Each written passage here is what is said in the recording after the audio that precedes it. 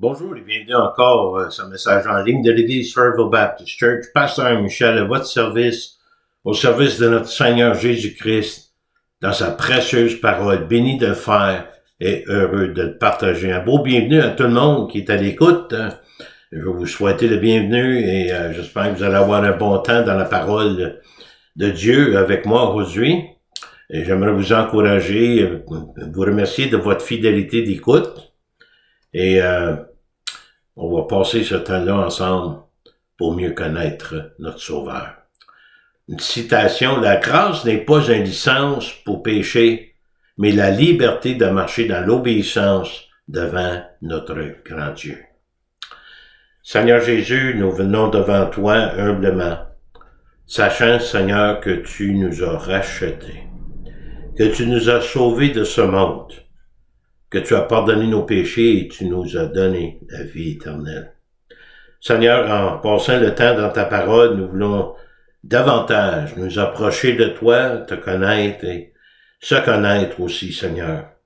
Merci pour ta parole, merci pour le Saint-Esprit.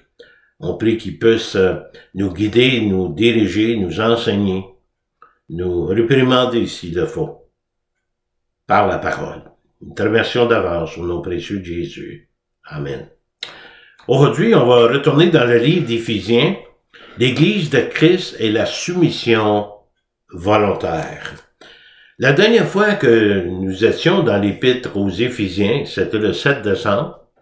Aujourd'hui, nous allons revoir quelques principes bibliques que nous avons vus jusqu'à présent dans le chapitre 5 d'Éphésiens. D'abord, Éphésiens 5, versets 1 à 7, l'Église de Christ, c'est ceux qui veulent marcher dans l'amour. Marcher dans l'amour selon le modèle du Christ, de manière sacrificielle et bienfaisante. Aimer Dieu, aimer son prochain.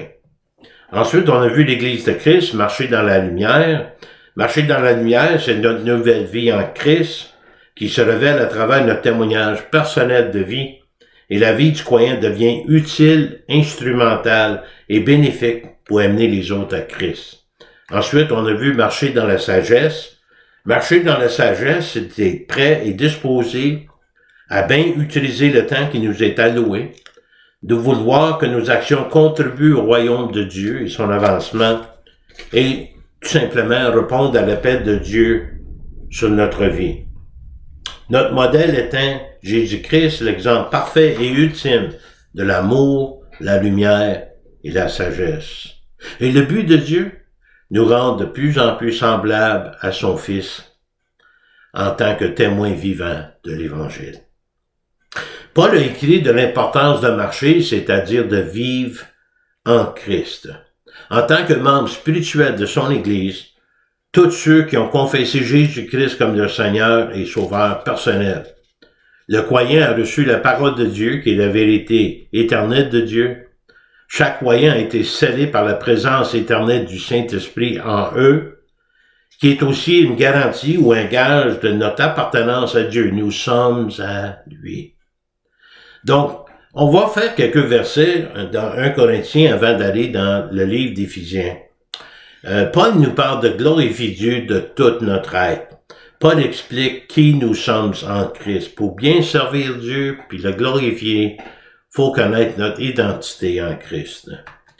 Ne savez-vous pas que votre corps est le temple du Saint-Esprit qui est en vous et que vous avez reçu de Dieu et que vous ne vous appartenez point à vous-même? En Christ, notre corps physique, grâce à la présence du Saint-Esprit, est devenu le temple du Saint-Esprit, donc la demeure de Dieu. Vous n'appartenez plus. Toute personne honnête prendra davantage soin de ça qui ne lui appartient pas. Et parce que on appartient à Dieu, on va prendre soin de ce qu'il nous a confié. La rédemption de Dieu, celui qui nous a rachetés, nous a fait passer de la mort à la vie.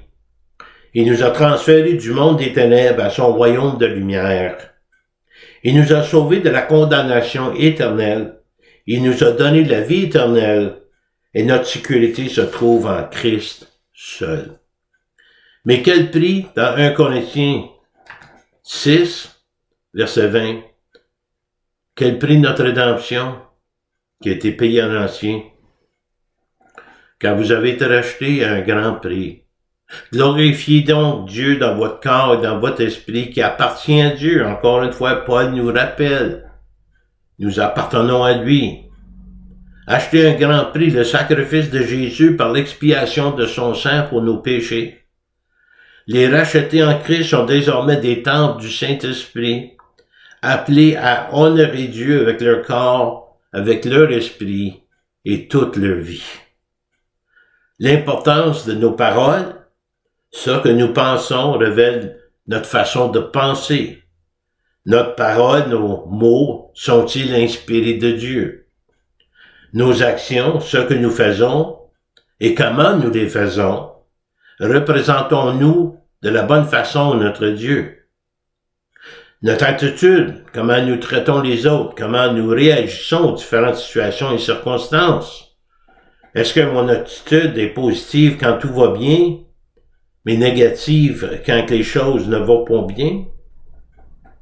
C'est pas censé d'être comme ça. Comment ma vie, chaque jour de ma vie, depuis Christ, témoigne que je suis en Christ et Christ est en moi par son Saint-Esprit. Mais quand les gens vont regarder ma vie, cela va révéler qui gouverne réellement ma vie. Y a-t-il place à l'amélioration personnelle? Oui, je peux vous le dire. Donc l'objectif, vivre sa vie avec détermination, au lieu de vivre pour notre propre gloire, nos désirs égoïstes, nous nous concentrons sur le plan de Dieu en utilisant notre vie pour accomplir sa volonté. Comment? En nous soumettant volontairement à l'autorité suprême de Dieu. Et chaque croyant, c'est un appel personnel pour chaque croyant à se soumettre à la volonté de Dieu et se laisser guider par Dieu. C'est important de savoir la définition de la soumission biblique. Principalement du grec uputasso, c'est l'acte volontaire de remettre sa volonté à une autorité établie par Dieu, étant Dieu lui-même. Défini comme un choix volontaire et délibéré de se conformer à l'ordre divin. C'est l'abandon parfois de ses droits et ses désirs par respect pour Dieu. Pour le monde, cela est considéré comme un signe d'infériorité et même de faiblesse. Eux autres déclarent qu'ils n'ont pas besoin de Dieu. Nous autres, Dieu, c'est notre vie. Mais pour nous, en tant que croyants, il s'agit de trouver ce qu'il y a de mieux pour nous, venant de Dieu, ce que Dieu le Père a préparé pour ses enfants. Parlant de soumission volontaire, il y a un très bel exemple, très clair, à la soumission de Christ auprès de son Père. Jésus est l'exemple ultime et la soumission volontaire et biblique. Dans les versets qui suivent, nous avons une puissante déclaration de la diété et de la divinité de Christ en même temps. Christ qui voulait accomplir la volonté de Dieu, quel que soit le prix, il savait d'avance le prix, il allait payer. Allons dans Philippiens 2. Ayez en vous les sentiments qui étaient en Jésus-Christ, lesquels existaient en forme de Dieu, n'a point regardé comme une proie arrachée d'être égal avec Dieu. Que son état d'esprit soit en vous. Cela signifie que c'est un choix volontaire, une soumission totale pour accomplir ce que Dieu a préparé pour moi. C'est l'ensemble de mes attitudes qui sont établies par moi. Cela implique d'avoir des priorités.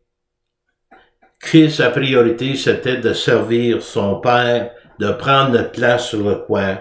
Christ savait qu'il irait à la croix, c'était prioritaire pour lui. Le chemin qu'il a fait en attendant, il ne pouvait pas dévier de la croix, c'était son but. Que les pensées de Christ soient vos pensées dans le sens, on est prêt à s'abandonner pour Dieu. L'être de Jésus en forme divine décrit son existence préincarnée. il est important de se rappeler que Jésus n'a pas commencé son existence dans la crèche, en tant qu'homme, oui, mais Dieu homme. Il est le Dieu éternel. Pour Jésus, être égal à Dieu n'était pas perçu comme un vol. Il ne s'agissait pas pour lui d'éteindre l'égalité avec le Père, parce qu'il était déjà le Père. Christ était déjà égal à Dieu, étant Dieu, mais il a choisi de ne pas s'y accrocher. Il s'est dépouillé lui-même, en prenant une forme de serviteur, en devenant semblable aux hommes, ayant paru comme un simple homme. Jésus s'est dépouillé de toute gloire. Jésus, par amour sacrificiel et pour le service d'autrui, se rendait serviteur de Dieu le Père. Il est venu à la ressemblance de l'homme, prenant un corps humain, mais comme Dieu, il était totalement sans péché, et c'est ça qui lui a permis de porter nos péchés. Il s'est humilié lui-même, se rendant obéissant jusqu'à la mort, même jusqu'à la mort de la croix, lui qui n'a jamais connu la mort. Il n'a jamais connu la naissance non plus. Encore une fois, sous apparence humaine, il s'est humilié, l'obéissance jusqu'à la croix. Le modèle du Christ, bien qu'égal au Père, il a soumis sa volonté au plan de Dieu jusqu'à en mourir. Dieu veut, par cette soumission comme modèle, il veut que nous soyons émerveillés par l'œuvre de Jésus, mais aussi que nous le considérons comme un modèle à suivre, à imiter, en utilisant nos dons et talents pour l'avancement du royaume de Dieu. Qu'on ait cette pensée, nous vivons pour Dieu, nous sommes de son royaume, nous sommes des témoins de l'Évangile. Que signifie tout ça pour nous? La soumission volontaire est essentielle dans la vie du croyant. Nous comprenons la nécessité de nous soumettre à la seigneurie de Jésus-Christ. Une vie remplie de l'Esprit est indispensable. Nous avons le Saint-Esprit. Et l'obéissance dans la soumission ne peut venir que par la façon volontaire. Dieu ne force personne d'obéir, mais d'obéir à Dieu, c'est notre bénéfice. Si nous avons un problème à nous soumettre à l'autorité de la parole de Dieu, donc Dieu, nous avons un problème. Deux choses. La soumission à Dieu, c'est de reconnaître Dieu comme l'autorité suprême et de vouloir remettre sa vie à ses commandements. Si je doute des parties, si je néglige la parole de Dieu, c'est pas la soumission totale en obéissance. Mais aussi, ça devrait produire la soumission mutuelle. Tous les croyants sont appelés à se soumettre les uns aux autres par respect pour le Christ, tout en bâtissant une communauté d'humilité et de service, donc l'Église locale, l'Église de Christ. Maintenant, revenant à l'Épître d'Éphésiens, nous lisons ce que Paul a écrit sur la vie du croyant.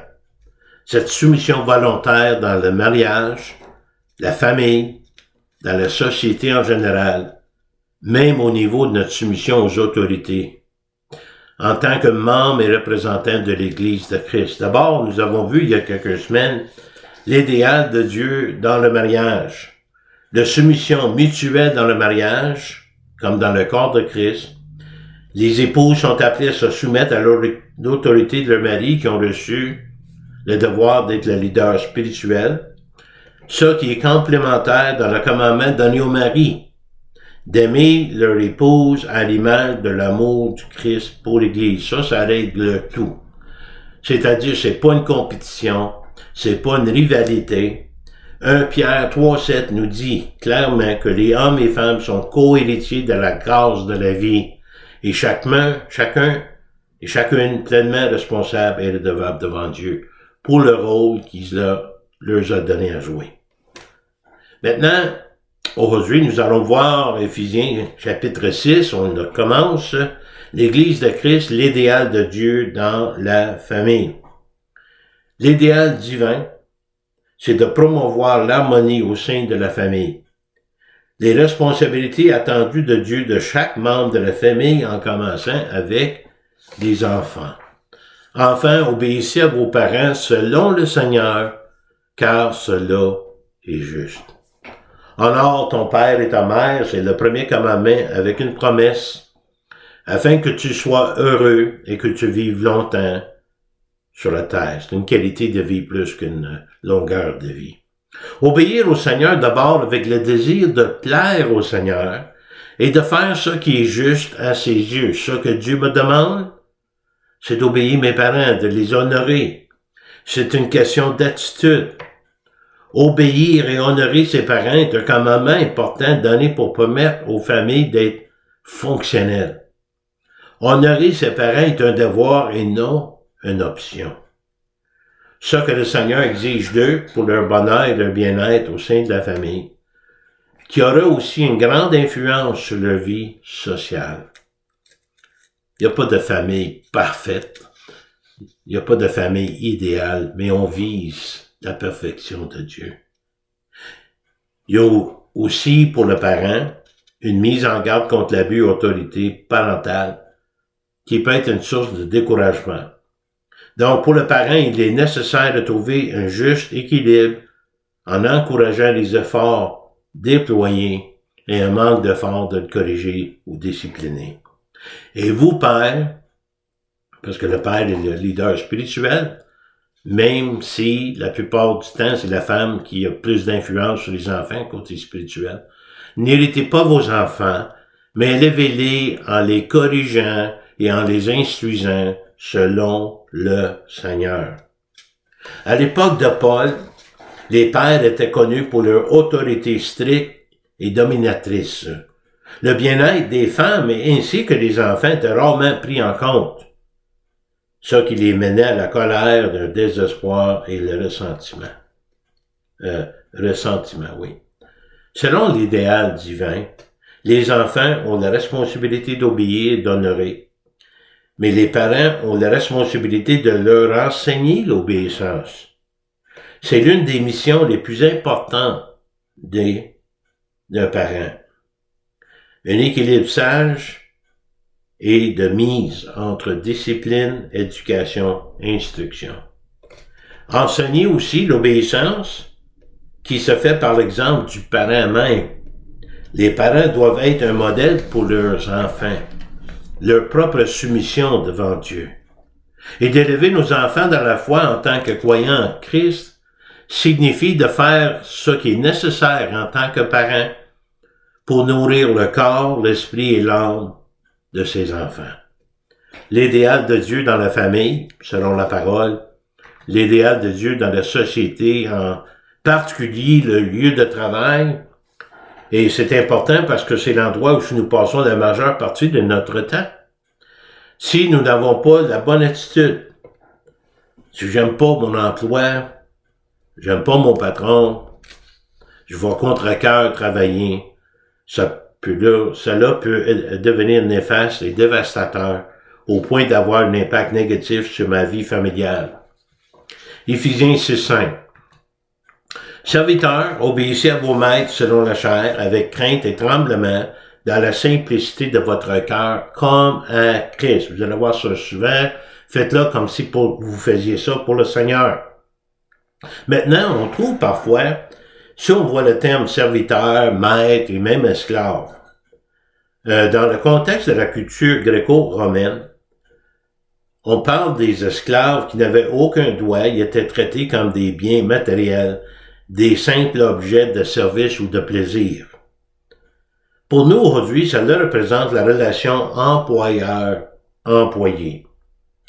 C'est une relation qui devrait avoir obéissance et respect envers nos employeurs, nos patrons de chair, et qui mérite en retour un travail honnête et de qualité, selon le salaire aussi, mais on fait ce qui nous est confié, avec dévouement. Un bon employé parce que ça fait partie de notre témoignage en tant que croyant. Même face à un patron difficile, même si nous n'aimons pas notre travail, nous devons le faire avec crainte et respect dans la mesure où nous désirons plaire au Seigneur, témoignant ainsi de notre soumission à l'autorité divine. Moi, j'ai travaillé 30 ans dans une cour à bois. C'est le seul emploi que j'ai eu à part d'être pasteur de l'église. Vous allez dire, ça n'a pas de rapport. J'aimais pas mon emploi. Mais le Seigneur, dans sa grâce, après que j'ai connu le Seigneur, je me suis donné au service des clients. Je me suis fait ami avec des clients. Et dans mes clients, il y a 2 clients que j'ai eu le privilège de baptiser avec leur épouse, de faire des études bibliques avec eux. Et donc, le Seigneur m'a donné le cœur à aimer ça que je faisais. C'est le Seigneur qui m'a placé à cet emploi-là. C'était une formation pour le ministère, c'est sûr. Puis je remercie le Seigneur pour ça aujourd'hui. Il m'a donné un amour pour les gens. Au début, je n'aimais pas mon emploi, mais j'ai vu que mon emploi est important pour montrer un intérêt pour les clients. De travailler avec sincérité et honnêteté comme si nous le faisions pour Christ. Cela nous rappelle que notre travail peut et doit être accompli comme si nous travaillions pour le Seigneur Jésus, parce que c'est ça le cas, c'est ça la vérité. Travailler non seulement sous leurs yeux, comme pour plaire aux hommes, mais comme des serviteurs de Christ qui font de bon cœur la volonté de Dieu. Si Dieu m'a donné cet emploi, je vais le faire. Et ça me fait rire un peu quand je dis pas seulement sous leurs yeux pour plaire aux hommes. Ça me rappelle vraiment des fois où notre patron, on était dans un certain loisir au travail, il n'y avait pas grand-chose à faire ou presque rien. Mais quand le patron y arrivait dans la porte, tout à coup, on faisait semblant d'être très occupé pour impressionner le patron, pas perdre notre emploi non plus, alors que quelques instants auparavant, c'était le moindre de mes soucis. Mais le Seigneur lui dit de bien travailler en tout temps. Si tu n'as pas de travail, trouve-en. Accomplir le travail qui nous a été confié la place de travail peut devenir une possibilité pour moi de témoigner ma foi. En y mettant tout notre cœur afin de plaire à Dieu, Paul souligne cela encore une fois au verset 7. Servez-les, vos patrons, avec empressement, comme servant le Seigneur et non des hommes. Ça change toute la perspective. Je travaille de bon cœur là où ce que le Seigneur m'a mis, même si c'est désagréable, parfois. Je le fais pour le Seigneur. Donc Dieu voit, il va récompenser notre intégrité, nos efforts sincères. Sachant que chacun, soit esclave, soit libre, recevra du Seigneur selon ça qui leur a fait du bien. En résumé, en tant que croyant, cela témoigne de notre engagement au travail en tant qu'employé et nous permettra d'être reconnus comme croyants en Christ si cela est permis. Mais les employeurs sont aussi redevables devant Dieu. Regardez au verset 9. Dieu a aussi des attentes face aux employeurs, aux patrons. Et vous, maîtres, ou patrons, agissez de même à leur égard et abstenez-vous de menaces, sachant que leur maître est le vôtre et qui est dans les cieux, et que devant lui, il n'y aura point d'acception de personne. Les employeurs sont responsables devant Dieu, même s'ils n'ont pas conscience de cela, même s'ils ne sont pas croyants. Ils ont un maître au ciel qui est Dieu, et Dieu va juger sans considération de richesse ni de position sociale. Dieu n'a pas de patron. Il est le patron. Il est l'autorité suprême. Et tout mauvais traitement injustifié et infligé aux croyants ne restera pas impuni. Donc, l'idéal de Dieu dans la société, au travail, mais il y a un autre domaine où la soumission est attendue dans la parole de Dieu, de nous les croyants. L'Épître de Romains, écrit par Paul aussi, Romains 13, 1 à 3, l'Église de Christ, l'idéal de Dieu, la soumission aux autorités. Maintenant, juste pour nous brasser un peu la soupe, là, il y a eu beaucoup de relâches, tandis qu'on a vécu l'épidémie de COVID, le COVID-19. T'es en train d'oublier le numéro. Il y a même, quand on a fermé les entreprises, on a demandé que l'Église soit fermée, c'était pour le bien-être des citoyens côté santé physique. Pour empêcher de propager cette épidémie, de le donner à d'autres, Et vous savez, il y a même des croyants qui sont morts de l'épidémie de COVID-19. C'est une réalité. Je sais que des complotistes qui vont dire c'est pas vrai, c'est une façon pour le gouvernement de tout contrôler. Mais malheureusement, pour certaines églises, l'église de John MacArthur en particulier, c'est là que je mentionne cela, il a gardé l'église ouverte, il a dit qu'il n'y a personne chez lui qui était malade avec la COVID. C'est comme s'il y avait une certaine fait qu'il était au-dessus de la loi. Le croyant n'est pas au-dessus de la loi. Ça, il faut se rappeler. À la fin du compte, ils ont découvert que oui, il y avait des gens, même dans l'église de John MacArthur, qui avaient le COVID. Oui, il y en a même qui sont morts de ça, mais ils ont défié. Puis ça n'a pas été un bon témoignage. Mais ça, c'est mon opinion. Qu'est-ce que moi, je vois. Maintenant, on va regarder ce que la parole dit concernant notre soumission aux autorités. Et c'est un gros morceau, mes amis. Moi, personnellement, j'aime critiquer le gouvernement parce que je pense que je peux faire mieux qu'eux, mais je devrais garder une certaine réserve par respect que c'est Dieu qui les a mis là. D'abord, verset 1. Que toute personne, toute personne, y compris les croyants, peut-être surtout les croyants, soit soumise aux autorités supérieures, car il n'y a point d'autorité qui ne vienne de Dieu, écoutez bien, et les autorités qui existent ont été instituées de Dieu. Toute personne, sans exception, doit se soumettre aux autorités supérieures, c'est la parole de Dieu ici, pour qu'il y ait de l'ordre social. La soumission à l'autorité est nécessaire, essentielle. Se soumettre aux autorités, le terme employé ici vise à illustrer l'obéissance absolue d'un soldat à son supérieur, de rejoindre son rang, d'assumer sa place de service désignée.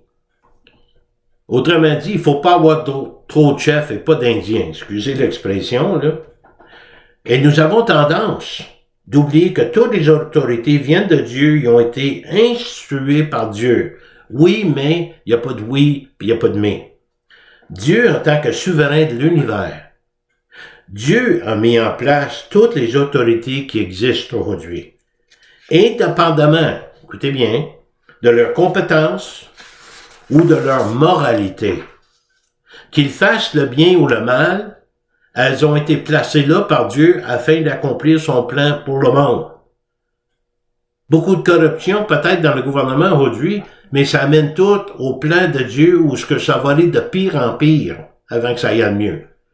Et même, le croyant sera placé sous beaucoup de pression. Vous savez que Jésus et Paul n'ont jamais renié l'autorité. En accomplissant la volonté de Dieu, ils se sont remis aux autorités. Jésus a souffert sous Ponce Pilate, l'une des pires gouverneurs romains que la Judée ait jamais connue. Paul a souffert sous Néron, le pire empereur romain. Même en étant des autorités corrompues, même anti-Dieu, ils accomplissent le plan de Dieu. Ponce Pilate a déclaré que Jésus-Christ soit crucifié, et ainsi de suite. Un gouvernement, un des pires, était en place pour que Jésus soit envoyé pour être crucifié, pour accomplir le plan de Dieu. Dieu a permis cela. C'est pourquoi celui qui s'oppose à l'autorité résiste à l'autorité, résiste à l'ordre de Dieu a établi, et ceux qui résistent attireront une condamnation sur eux-mêmes. D'abord, puisque les gouvernements reçoivent leur autorité de Dieu, nous sommes tenus de leur obéir. Sauf, bien sûr, s'ils nous ordonnent d'agir contre la loi divine. Dans ce cas, nous avons le devoir d'obéir à Dieu avant d'obéir aux hommes. Lorsque Pierre était livré aux pharisiens, ils ont défendu qu'ils prêchent, qu'ils fassent des choses au nom de Jésus. Il dit, vous jugerez qu'est-ce qui est mieux, qu'on obéisse à Dieu ou aux hommes. Puis les autres, ils obéissent à Dieu. Ils ont continué à prêcher au nom de Jésus. Dans ce cas, nous avons le devoir d'obéir à Dieu avant d'obéir aux hommes. Mais de résister à l'autorité, c'est résister à Dieu. Ceux qui enfreignent la loi s'exposent à leur propre châtiment, le résultat de leur désobéissance civile. On est censé d'être des citoyens modèles. On va voir l'importance quand ça là n'est pas justifié, là. Ce n'est pas pour une bonne action, c'est pour une mauvaise que les magistrats sont à redouter. Veux-tu pas craindre l'autorité? Fais le bien et tu auras son approbation. Le croyant n'est pas au-dessus de la loi. Si vous désobéissez face à Dieu, c'est de résister à Dieu. L'objectif principal des dirigeants, tel que voulu par Dieu, était de punir le mal et d'encourager le bien pour protéger l'ordre dans la société. Dans leur soumission aux autorités, les croyants sont appelés à se soumettre aux lois et aux autorités civiles établies par Dieu en tant que citoyens exemplaires, témoignant aussi efficacement leur foi en Christ, à condition que ces lois ne contredisent pas les commandements de Dieu. Je le répète, ce que la soumission aux autorités ne doit pas être pour le croyant, 3 choses. Ce n'est pas l'obéissance aveugle. Nul n'est tenu de se soumettre à une autorité qui prône des comportements pécheurs. L'allégeance au Christ prime toujours sur l'autorité humaine. Deuxièmement, ce n'est ni le silence ni la passivité. Cela n'empêche pas d'avoir une opinion, d'exprimer un désaccord ou exercer une influence. Cela concerne plutôt la manière dont ces idées sont partagées.